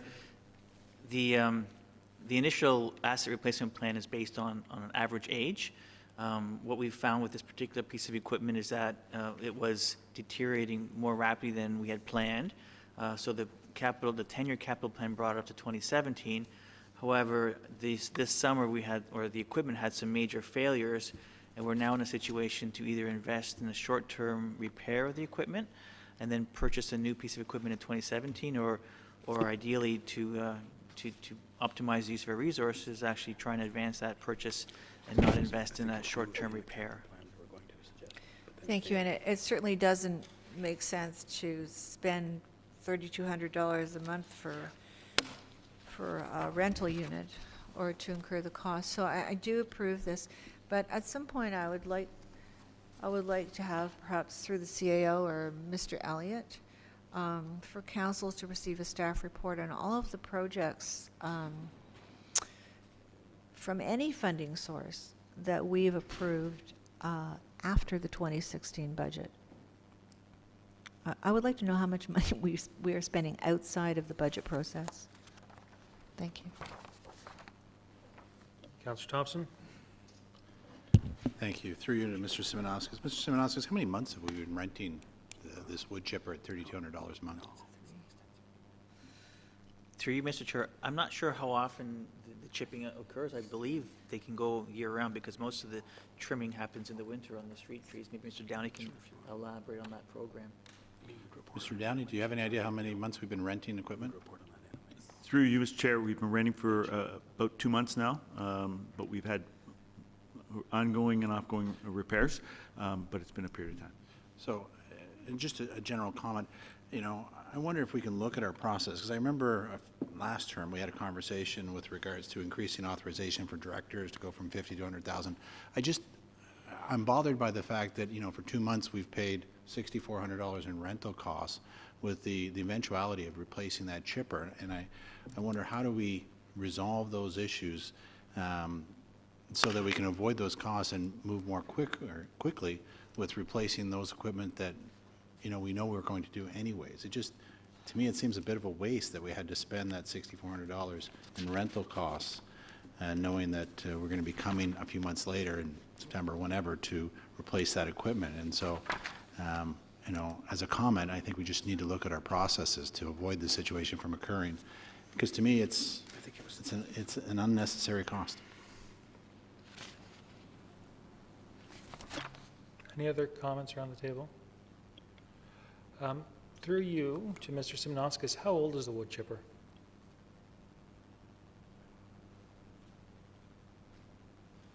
That information should be in the report, but it's not. So I can bring back some information on that. So, and I guess my question is, the age of the machinery does have an impact. Recently, I was hit while I was driving, so my car was written off.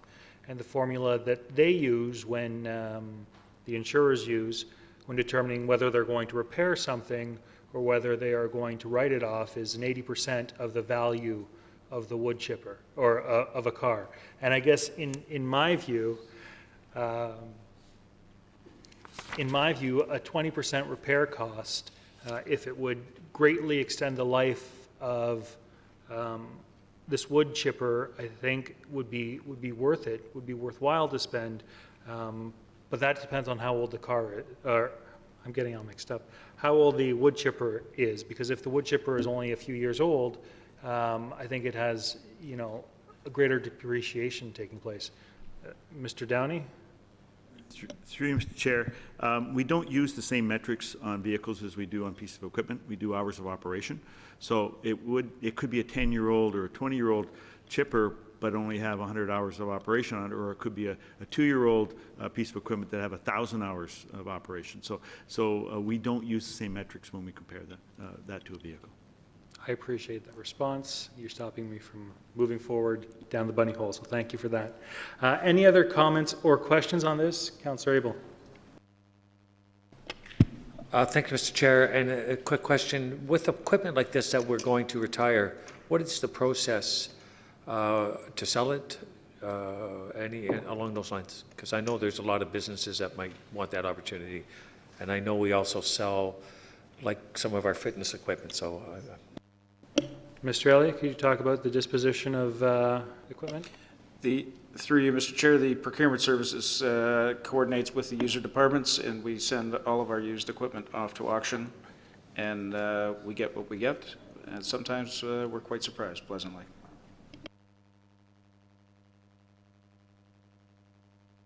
Seeing no other comments around the table, all those in favor? Any opposed? That carries. Item number 3. Could I please have a motion for the staff recommendation? Councillor Thompson moved. Do we have a seconder? Councillor Kim. Any comments or questions on this item? Councillor Thompson. Thank you, Mr. Chair. Through you to Mr. Simonauskas. Mr. Simonauskas, if this passes and council chooses to delay the installation of the pilot project and the tendering, can we take some steps in the interim to address some of the residents' concerns, maybe put up speed boards or do some of those other measures for the time being? And if so, do you need direction, or can you just proceed with it? Through you, Mr. Chair, we can do that. We can put speed boards up. I'm not sure what else we can do at this point in time, but that's one thing for sure we can do. We do have some boards available in town that we can reallocate to those areas. If that would be something council would like us to do, we can do that without direction. Thank you. I just think at a minimum, if we are going to delay it, we need to do something to address the issue, and that's at least a good first step. Councillor Abel. thank you, Mr. Chair. And 2 comments. I mean, it makes sense to tender in the fall or in the Christmas. You're saying in next spring we tender it? It doesn't make sense to me. I think we would want to get that in earlier than that to get the best opportunities for bids. Mr. Simonauskas. Well, through you, Mr. Chair, our tenders typically we're preparing them for February, March. We can do it earlier. We can't do the work until the roads are basically clear of snow, so we wouldn't start the work until the end of April anyway. So ideally, if we put the tender out in the street, say mid-March, we'd have our pricing available and ready, and the contractor would then go.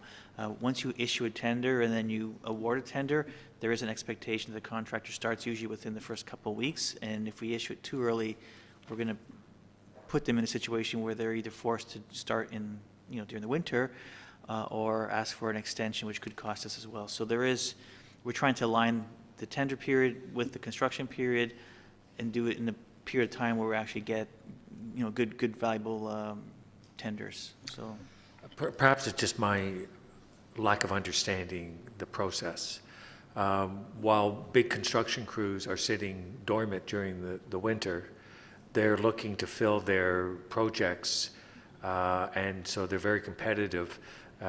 Bringing out a tender in this time of year when they're busy as heck, you're going to have to pay them big money to abandon that or hire extra people or get extra equipment to go and put that in as well. So it just seems natural to me that if you said in December, we want something done in April, and these fellows are all sitting there doing nothing, you start the bidding process. If you started in February or March, they may have already completed half their year, and then we're back into the situation where we are. So have I got that all wrong? Through you, Mr. Mayor, through you, Mr. Chair? No. Oh, okay. No, our practice though is to go out in early spring, because that's when we get good pricing. Again, if we go too early, it just puts the onus on award and start date. There's a cost, right? Once you retain a contractor, they want to start right away because it costs them money to wait as well, and that can cause an issue.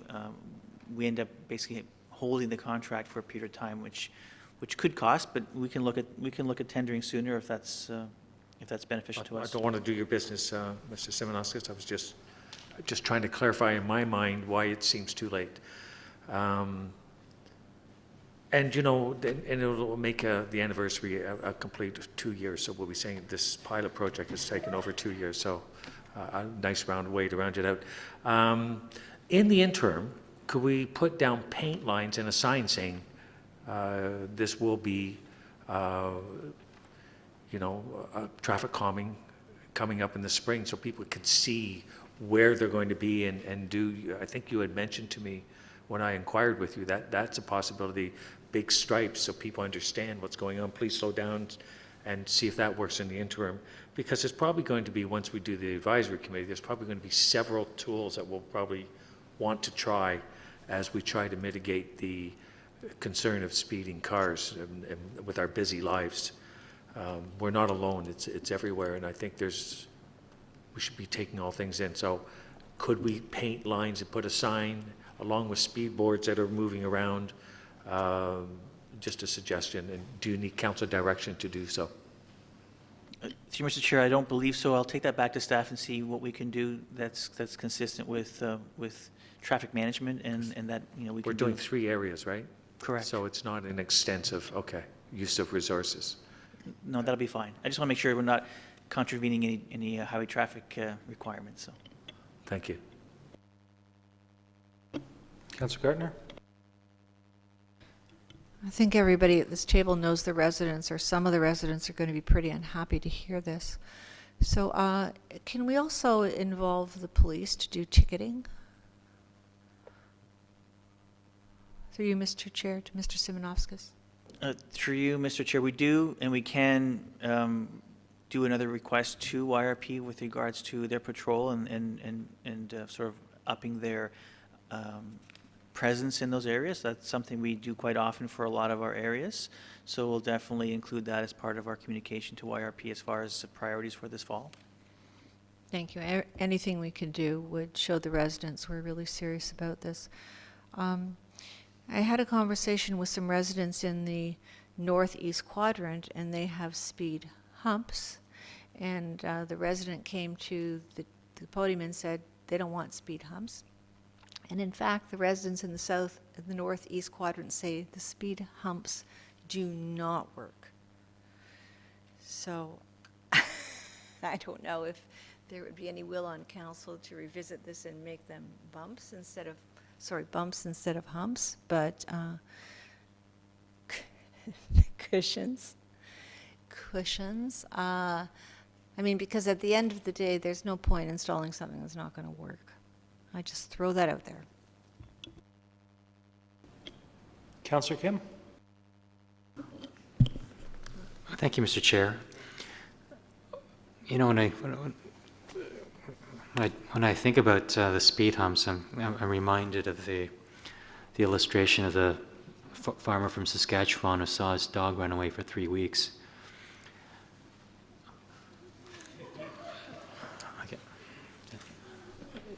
It seems it's kind of in your radar, and you think that you're getting somewhere, but we haven't gotten anywhere. I may be naive for suggesting this. I'm sure it's been suggested before, but I was just doing a simple search earlier today and found a company called Travel Logics, and they have rubber speed humps that are very environmentally friendly, and they're just tug and groove kind of click type of thing. You may have heard of it, but if it's less than the $100,000 we've budgeted and it's cost effective and does the job, is there anything stopping staff from just investigating to see what that looks like, to see if that's an option, even though it goes beyond our procurement process. Is that worth investigating or no? Yeah, I think I'll go with Simnauskas. Mr. Simnauskas, or unless Mr. Elliott wants to talk about sole sourcing under our procurement policy. We have reported on different types of speed bumps or speed control devices. The concerns that we have with those plastic or rubber mats is they have to be bolted down and removed every season because we can't operate our snow vehicles over them. And there's different styles.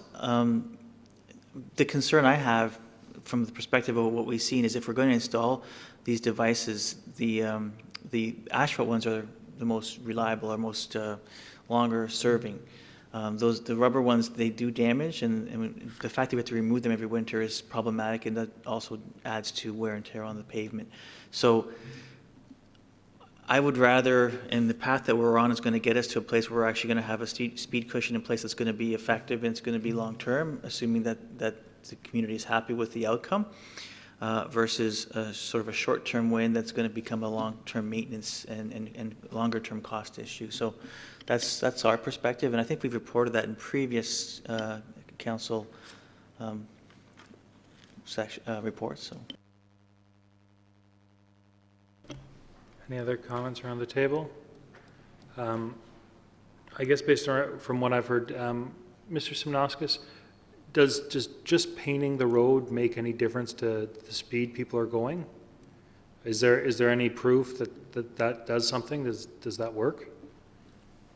To you, Mr. Chair, there are examples in other parts of the world where they do, sort of jagged lines or zigzag lines, which kind of just give you a visual distraction, which can confuse you and hopefully help you slow down. They seem to work. I mean, they seem to have some benefit. We can look at that. I don't want to, I'm just thinking out loud now, I don't want to overmark those areas.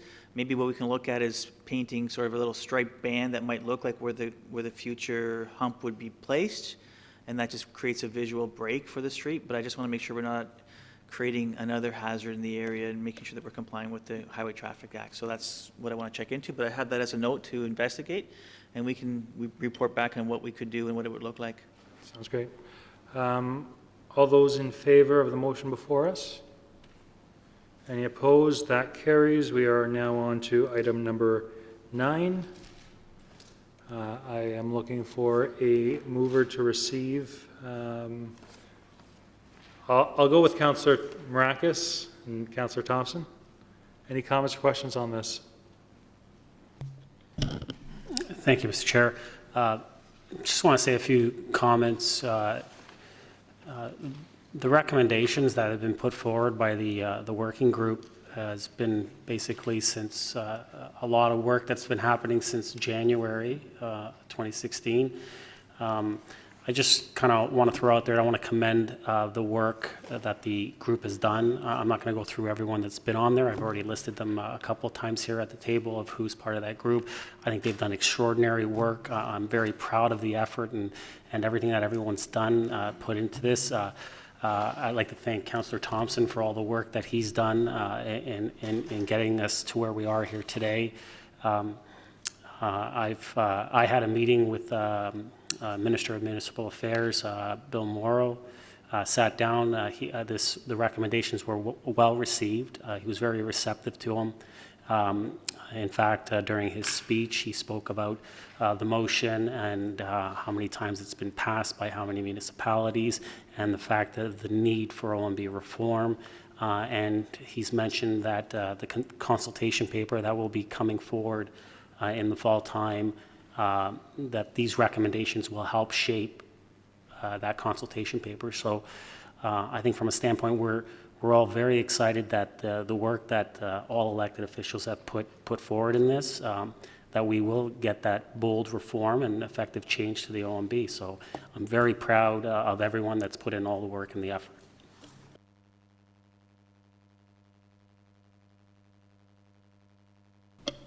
All those in favor of receipt? No one opposed. That carries. Notices of motion, we'll have one next week. We do have 2 items under new business. The first seeking staff to investigate the ice allocation policy. Anybody would like to move that? Mayor Daw, Councillor Tom, any comments or questions? Seeing none, all those in favor? That's carried. The second item was a motion to have staff investigate pricing for the junior Tigers. Councillor Maracus, Councillor Abel, any comments or questions around that? Seeing none, certainly. Thank you, Mr. Chair. Through you, Mr. Downey's gone.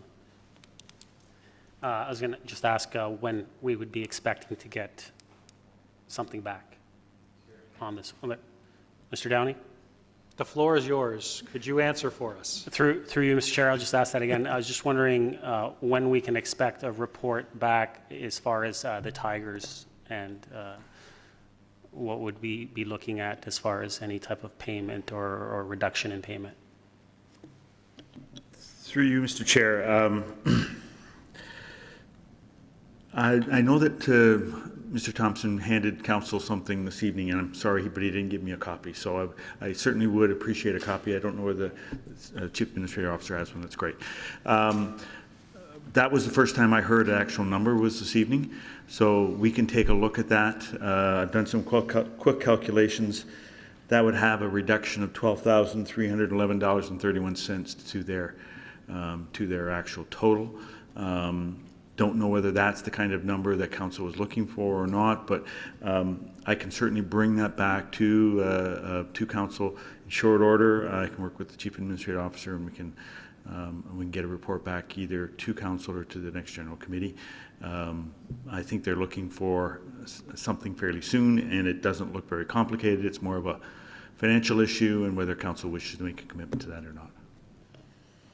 Definitely, thank you. And I guess that was, I think, maybe most of our concerns is when will that be back? Because I know that Mr. Thompson seemed, he'd like to get an answer sooner rather than later. And if you'll permit me, we just before Mr. Downey was out, we passed the new business on the ice allocation. And I know the gentleman who was up here before, Mr. Devlin, was also concerned about this season. So would we expect the same sort of expediency for working with them to accommodate their needs? Question is out of order because we've dealt with the issue, but I'll allow it. I apologize. I thought your council was dealing with another item. And with regards to the ice allocation, it's not so simple because by giving equal priority to adult leagues as you do with youth leagues, which is what they're asking for, then that has an impact on minor hockey. And also has an impact on York Region girls hockey. So we need to communicate that to them as well. So it's a little bit more of a communications issue we need to deal with there. And I can't give you a time when I would be able to come back to you because I need to take a look what the impact is going to be on that, communicate that to the group, find out if they have any issues, and if they did, then we would have to figure out what we were going to do and how we were going to present these issues to council. So it's not going to be a quick fix, I don't believe. I'll ask that any other comments with regards to the first item. We'll just clean up this second item we're dealing with, and then we'll go back to the other now that Mr. Downey's back in the room. Any other comments surrounding the junior Tigers? Mr. Downey, it was referenced in the delegation that there were some discussions about what different municipalities are doing for each of the organizations. If as part of your investigation you can come back to us just for my knowledge to find out where we're falling in line with other municipalities, whether we're donating more than other municipalities, we're donating less resources than other municipalities. It was something that was mentioned that they had frank discussions at their Board of Governors meeting. So if possible, some additional light on how the town of Aurora falls would be beneficial for me to make a decision. So with that, I don't see any other comments. All those in favor of the second motion? Mr. Downey? I'm sorry. When I was asked about a committed time, I didn't understand that you wanted that additional background. So that may add to the time And commitment. Mr. Downey, that is my preference. I didn't ask for a motion around the table for that. That would be my preference. If it can be accommodated, great. I do understand that we're under tight time constraints. Thank you. Thank you. So, all those in favor? Any opposed? That carries as well. Now back to the first item, Councillor Tom. And I appreciate your answer before about that, and I can appreciate that obviously these policies can't just be changed on a whim, and but I just think that one of the other questions from Mr. Devlin was that they had a pretty specific request on moving from 3:45 to 4, and Monday Night Hockey from, I don't know what their time slots were, moving a bit up. I'm not sure if that can be dealt with separately as a separate issue, and I'm not sure. So there was kind of two components to what he was asking about, one being the policy in general, and the other being if there's some leeway with the times that they currently have for this season. So I'll leave that with you, but I just think that he was asking for a couple different things. And Councillor Abel? Yes, Mr. Chair, the statement by Mr. Downey that you'll have to allow equal ice time for adults and affecting, and I share some of the comment that was made there. We're talking specifically about a Wednesday afternoon time, just one time, and not a restructuring of policy and equal to the girls and the boys. There are no league plays at 4 in the afternoon. I mean, there is some practice. This is something they've been doing for years. So I think that's what we're asking. We're not asking to change all the policies and equate, just see if we can accommodate them. And I had discussions with the president of Aurora Minor Hockey last year about a 9 o'clock time on a Monday that's used for practice time. He said he had no problem having talk about it and giving it back to the adults. He could see that rescheduling very easily, he said. All he needed was an opportunity to have that conversation. So I think the parties are willing, from the minor hockey as well. Monday at 9 o'clock, he said, was not a prime time. So that's what I'm thinking we're encouraging, is just those two times, not asking for a policy change. So that's what I'd like to see forward. And on, oh no, I don't want to be out of order. I can make that next week. So thank you, Mr. Chair. And I'll go around the table. Any other new items, new business items? Thank you, Mr. Chair. Through you to Mr. Simonoskis. Considering the left turn restriction is on the agenda for the region on Thursday, and I read the report, and staff is fully recommending that it goes forward. I guess it might be premature to assume that council would go with that recommendation, but if they do, I'm just wondering if we're going to be asking GO to remove that left turn sign at Yonge and Wellington, considering they're promoting left turn and we would be restricting left turn. Through you, Mr. Chair, we do need to sit down with GO and review their entire signing strategy, and that's definitely a piece you had to Okay, definitely. adjust. And I know we've had those discussions through you, Mr. Chair, as far as placing those signs at St. John's and diverting the traffic through St. John's to Industrial and down to the GO station. So I look forward to those discussions. Councillor Gertner? I'm looking forward to the Multicultural Festival this Saturday, and I'm really hoping it doesn't rain. Councillor Thompson? My question was also about the regional report, and it's been answered. Nothing. Councillor Tom? Councillor Kim? Yes, thank you, Mr. Chair. Through to Mr. Simonoskis, I think a few of us might be wondering as well. Can you confirm how the LED lighting installation is going? Is that completed, or? Certainly, through you, Mr. Chair, there's two phases. There's the Cobra heads, which are 100% complete, and the contractor is actually actively completing the coach lights. As council may be aware, we had some reflective issues with some of the coach light installations, so they had to reconfigure the lighting, and that work has been going on over the last month and a half, and shipments are now flowing back out to the field, and the installation is happening. I believe they're scheduled to be completed by the end of October, if not sooner. Could you remind us, what was the timeline originally? Was it always end of October that this was going to be completed? No, through you, Mr. Chair, we were intending to be completed in early spring. However, because of the issues that they were having with the coach light, the reflections coming off the coach lights, we stopped the project and we asked them to resolve that issue before continuing. So they've been working over the summer to come up with resolutions, and there were some physical changes to the fixture that they had to make. So that's where the delay has occurred. So the LED lighting are installed, it's just a matter of getting the reflector, proper reflector part in? Or are the lights not in there as well, some places? Through you, Mr. Chair, that is correct. They're basically taking the fixtures down and replacing them with modified fixtures for the coach lights only.